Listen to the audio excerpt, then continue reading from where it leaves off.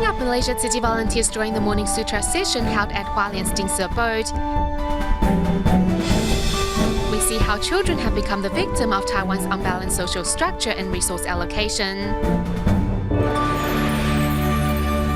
Welcome to DaAi Headlines. I'm Wendy Chen. Thank you for joining us. Since the first day of the Chinese New Year, Tzu Chi volunteers worldwide have joined Dharma masters at the Jing Abode in Hualien, Taiwan via video conference for their morning sutra session. At Malaysia's Tzu Chi Bukit Matutjam liaison office, volunteers organized the event so that community members could gain more insight into Master Zeng Yan's Dharma.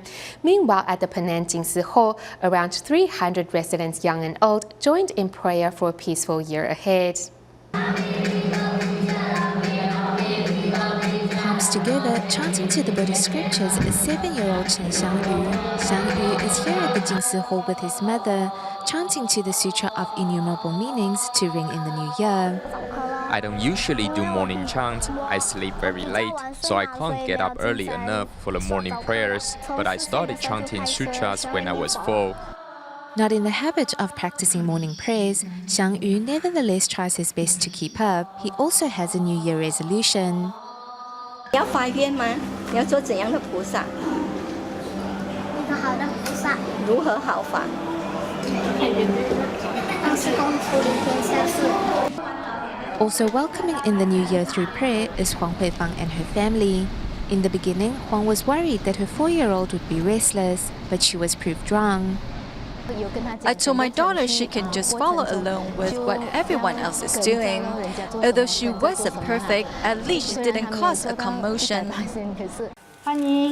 This year, for the first time ever, the Tzu Chi Bukit Matutjam liaison office joined Dharma masters at the Jing Abode in Taiwan for their morning prayer via video conferencing. Although less than 50 people showed up, community residents got to celebrate the new year in a different way.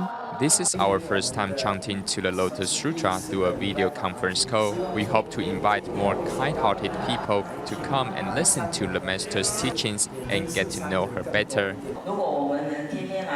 If we are exposed to Dharma every day, gradually we will want to understand more. Only if we take the Dharma to heart will we be able to actualize it. Praying for a peaceful year ahead, Malaysia Tzu Chi volunteers celebrated the new year in a meaningful way.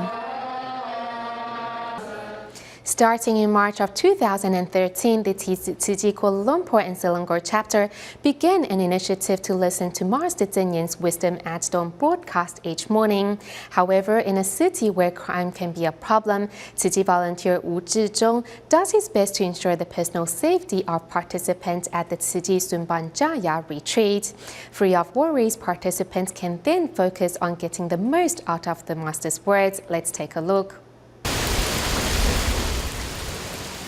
Regardless of the weather outside, Wu Zhizhong arrives at the Tzu Chi Subang Jaya retreat every morning at 4:50 to prepare for the upcoming video broadcast of Wisdom at Dawn. 因为我住得最近了，所以早上 I live the closest, so in the mornings I will unlock the doors and get the screen and computer ready. Next, Wu Zhizhong waits for arriving volunteers in the parking lot to ensure their safety in a city where crime can be a problem. His goal is to have them free of worries so as to better take in the wisdom that will follow. 在这么早、这么清晨的时间，大家都会为了自 That 己的 early in the morning, people will still worried about their safety. To make them feel safe, I will wait for everyone downstairs. Once the last person has arrived, only then will I go upstairs. This way, everyone can listen to the Master with peace of mind. Wu Zhizhong's commitment to the Morning Sutra study group comes from his visit to Taiwan last August. When Brother Chen Yuan got on the stage to share his insights, even though he is just a boy, it was amazing to see how much he had absorbed from what the Master said and how easily he was able to share his insights into Buddhism with us. So at that time, I made a small vow, which was to try to make it a point to come listen to Wisdom at Dawn at the retreat. From that small vow, Wu Zhizhong has been able to influence many other volunteers. I told him, even if it is only the two of us that attend, I will still accompany you. After taking part in these morning events, I found that in my daily life, I've been able to remind myself more and more to apply what I have learned and prevent my heart from becoming unsettled. The golden wish of Master Zheng Yan is only to develop wisdom in her disciples and volunteers. Responding to their call has been Wu Zhizhong, who holds the Wisdom at Dawn study group as a way to repay the grace of his teacher. Moving to China, we join over 200 Tzu Chi volunteers from Jiangsu and Zhejiang as they visited the Tzu Chi Suzhou grounds to celebrate the Chinese New Year with their fellow counterparts. Their volunteers not only prepared various New Year's activities, but also set up a large screen to show DaAi TV programs to those interested.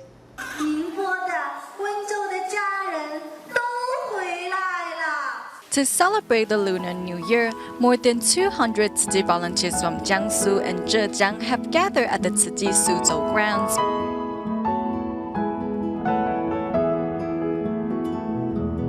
Just like what many have said, Tzu Chi is one big family. Everyone here is very happy. Knowing that many people tend to enjoy the holidays by watching movies, Tzu Chi volunteers decided to set up a big screen on the grounds. Instead of Hollywood movies, volunteers instead put on DaAi TV programs that focus on vegetarianism, recycling, and education. I didn't know that charity missions can be broken into so many different areas. I'm very interested in participating in Tzu Chi's missions. I hope in the future I can improve my abilities through joining the volunteers' ranks. After enjoying the DaAi TV programs, many then tried their hand at making bookmarks. It was great to have everyone making the bookmarks together. I had a lot of fun. It is Chinese New Year right now, so I'm using a bookmark to represent my blessings. Writing words of blessings on spring couplets, this group of volunteers hopes to spread their blessings to their counterparts around the globe.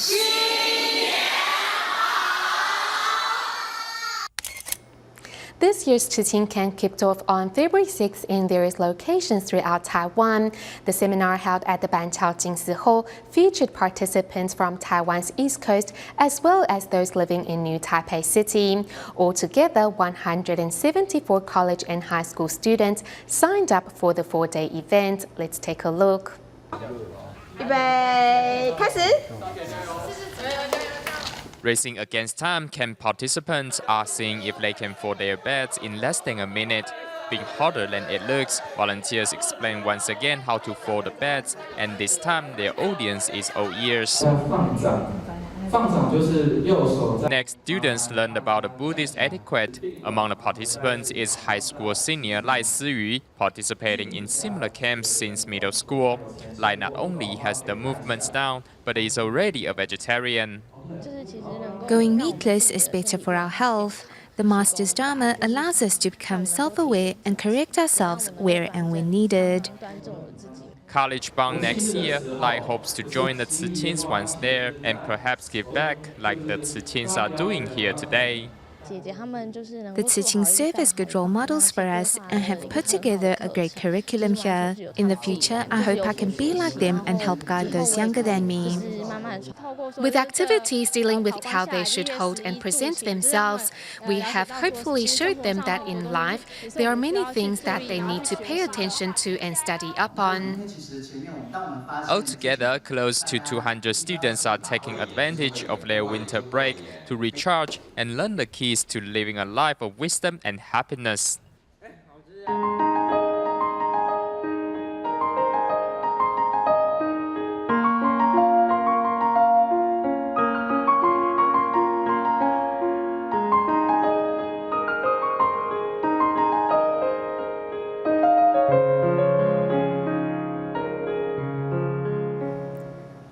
The economic downturn here in Taiwan means that more and more children are now unable to afford lunch.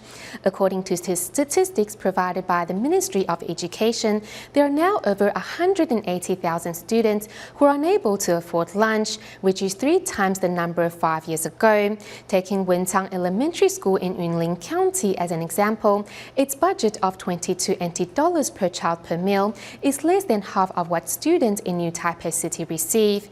The school, however, has not raised its lunch prices over the last 2 decades, worrying that parents will be unable to afford it. Let's find out more in our next report.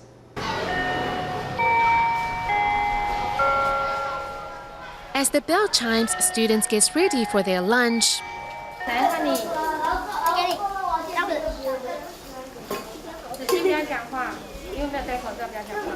Standing in line, these first graders are learning how to serve their fellow students today.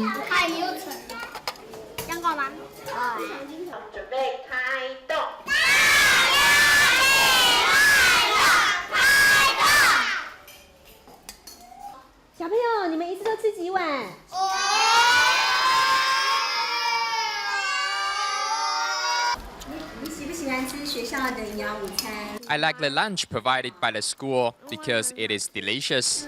The children's reaction tells us exactly how delicious these meals are.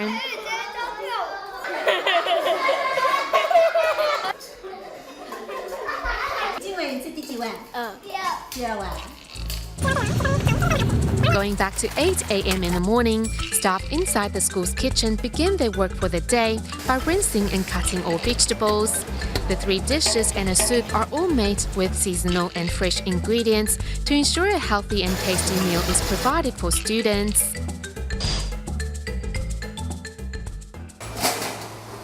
Our central kitchen is now preparing the nutritious lunch meals that our students eat every day. Since the school's establishment in 1995, lunch meals cost around $580 per month, which is one of the lowest around the island. Taking out cost of labor, the budget left for each meal is only $14 per person. According to the Ministry of Education, the number of students receiving government's lunch allowance in 2007 stood at nearly 330,000. The number continued to increase over the years, reaching its peak in 2011 with over 590,000 students receiving subsidies. The government has had to accept donations from the general public this year to continue its lunch program. Suzhou is said to be the epitome of the gap between cities and remote areas, as most of the younger generation there have left to work in the cities, leaving only the elderly behind. 来，我们先找找看，我们这些电视在哪里？来，找到举手。好，手放下。那看看我们有什么邻居，我们的北边。云林县跟隔壁的嘉义县，其实我们算是一个比较农业的一个穷乡的一个县市。 Yunlin County and Jiayi County are considered to be poorer agricultural areas. In terms of resource allocation from the central government, Taiwan's 5 biggest cities will receive far more than remote agricultural counties and cities. Local food banks in Taiwan realize that providing food to children in remote areas is more effective than providing financial aid. The idea behind our food bankers, besides meals at schools, to provide enough food for the 68 other meals every month, we divide our items into staple, non-staple, and instant food. And out of the 3, we will then further take 3 nutritional aspects into consideration, which are sugar, protein, and fat. A box of food will provide a child with all the nutrition needed for a month. However, the government should perhaps come up with solutions on how to bridge the gap between cities and the countryside so that children will no longer be the victim of unbalanced social structure and resource allocation. Recently, the Tzu Chi Indonesia chapter organized a volunteer recruitment seminar to invite more Bodhisattvas to join Tzu Chi's ranks. As part of their charity missions, the Indonesia volunteers also promoted the bamboo coin bag campaign at local schools in Jakarta. Writing down their names on their personal bamboo coin banks is a group of young yet compassionate students. I think it's a good thing to save some coins to help those in greater need. Currently, the Tzu Chi Indonesia chapter is promoting its bamboo coin bank campaign to inspire members of the public to join its charity missions. At the Dharma Bodhi School in Jakarta, Tzu Chi volunteers are here to introduce their charity campaign to students from elementary level to senior high. We want to encourage our students to continue their efforts in Tzu Chi's bamboo coin campaign. The most important thing is to plant seeds of kindness in their hearts and further pass on good thoughts in society.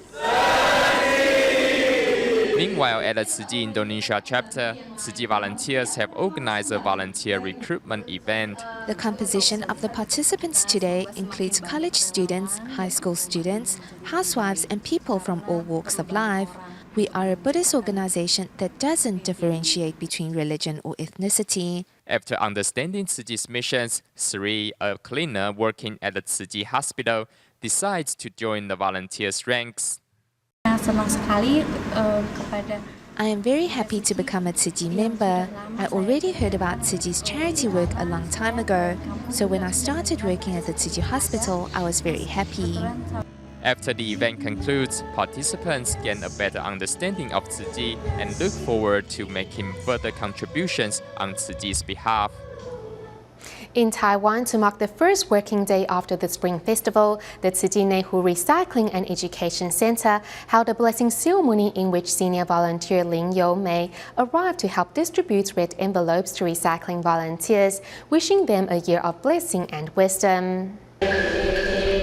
Here at the Nehu Tzu Chi grounds, several recycling volunteers joined together in chanting the Lotus Sutra as they mark the first working day after New Year's vacation. In fact, many recycling volunteers already spent their New Year's holidays at the recycling station, categorizing piles of recyclable items that were put there before the New Year's holidays. To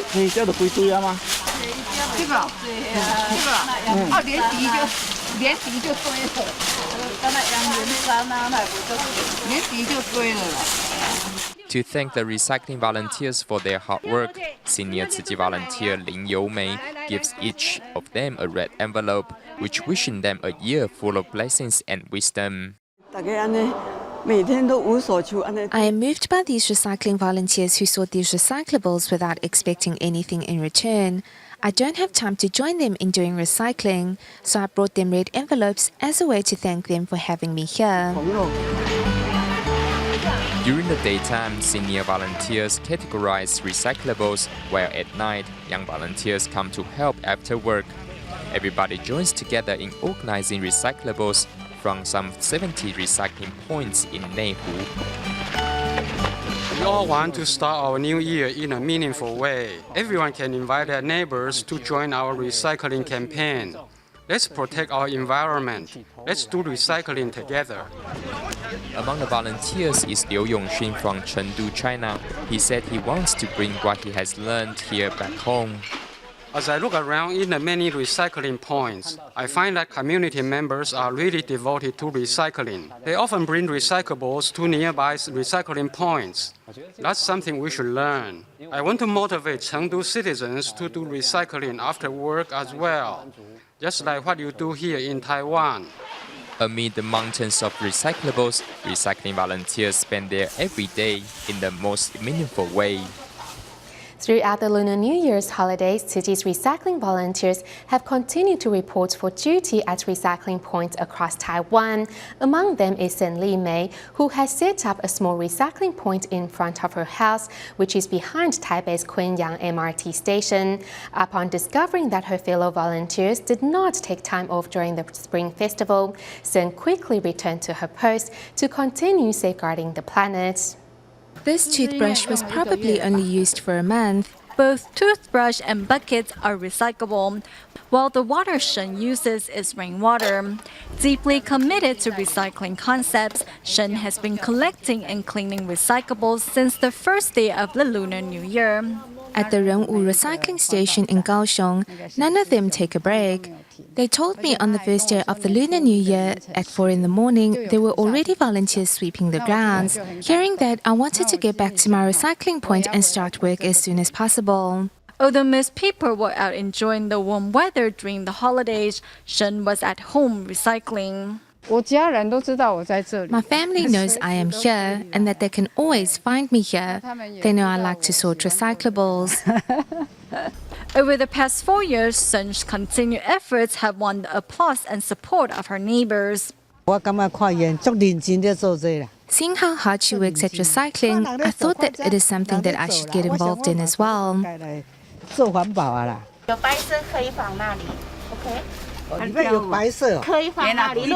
Now in her third day of recycling, Song has learned much thanks to the patience and concern of those around her. Everyone here is really friendly and they are never impatient. Whatever I don't understand, I will ask, and I don't mind answering.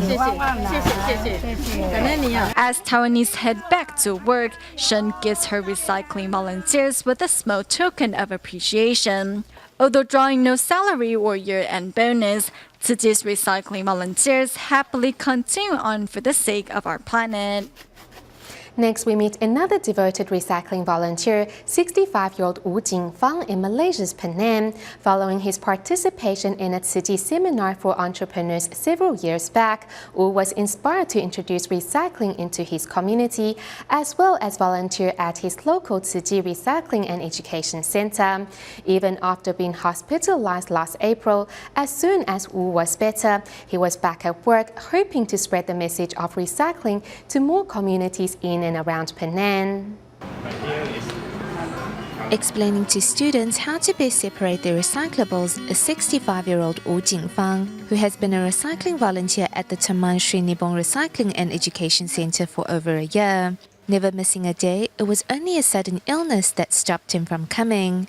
Facing life's impermanence, I thought of what the master said, which is to give our body to the doctors and our heart to the bodhisattvas. Remembering that, my fear dissolved.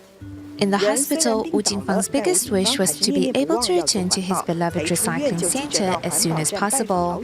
After his release, wasted no time in paying a visit to his friends at the center. Now that I've recovered, I've realized the value of life. By taking care of myself, I will recover faster and can return to the work that I love to do, which is recycling. With iron determination, Jing Fang was able to quickly recover. Even during his convalescence, however, continued to promote and lead recycling efforts in his community. Sweating is like exercising. It's great. Recycling these things for Tzu Chi, we know that they will be used in the right way to help people. With the support of his neighbors, Jing Fang's recycling campaign has seen great success. But in the beginning, the difficulties involved were almost too much. We don't really have a dedicated space to do recycling, so residents will just take their recyclables and throw them here, after which we work to separate them. We did that for about a year. It was really difficult. However, thanks to Jing Fang's efforts, now almost every resident in his community recycles, showing that with faith and determination, one person can make a difference. We go back to Taiwan at the end of the show. To safeguard the health of their local recycling volunteers, the Zhanghua Recycling Station recently held a free clinic with the help of Central District team members. Upon discovering that many senior volunteers suffer from osteoporosis and muscle pain, doctors reminded them to increase their calcium intake. We'll leave you with these images. Thank you for tuning in. Goodbye.